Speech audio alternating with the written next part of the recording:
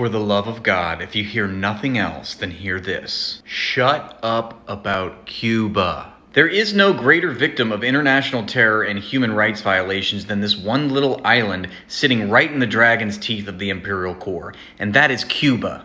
Ever since the 1820s, nice guys like Thomas Jefferson have been trying to annex Cuba and bake it into the U.S. chain of command. Here he is in 1823 saying, "I candidly confess that I have ever looked on Cuba as the most interesting addition which could ever be made to our system of states." We're talking about a sovereign nation of people. And what about John Quincy Adams quoted here discussing his ripe fruit internal policy, where he likens Cuba to an apple falling into the political gravitation of America? There is no foreign territory of greater importance and significance to the U.S. than the island of Cuba. It has come to take a momentous importance for the political and commercial interests of the Union. Once again, these are powerful world leaders talking about a sovereign nation of people. This goes on throughout the 20th century, and it gets far worse. In 1934, we couped their democratically elected government.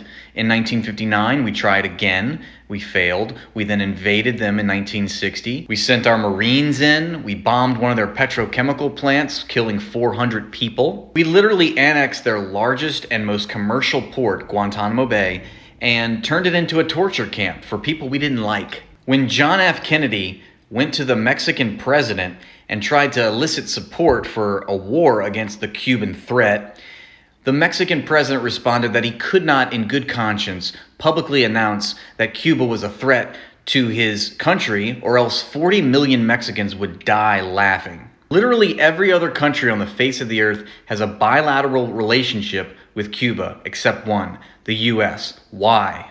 Because the U.S. does not tolerate when a country does not accept its orders. I haven't even talked about the sanctions, blockades, and embargoes on Cuba that have literally devastated that country. As an American citizen in good conscience, you especially have no right to victim shame the country that's been on the receiving end of some of the worst war crimes and atrocities in world history. Especially when it's your country committing the crimes! Are you insane? Do you root for the Death Star? You're going to blame a country for pursuing its own right to self-determine? A country which has its own ideas about what it should do with its resources, its land, its people? You're going to blame a country for just existing and not being a vassal for U.S. power? You're a hypocrite and you should be ashamed of yourself. Grow up.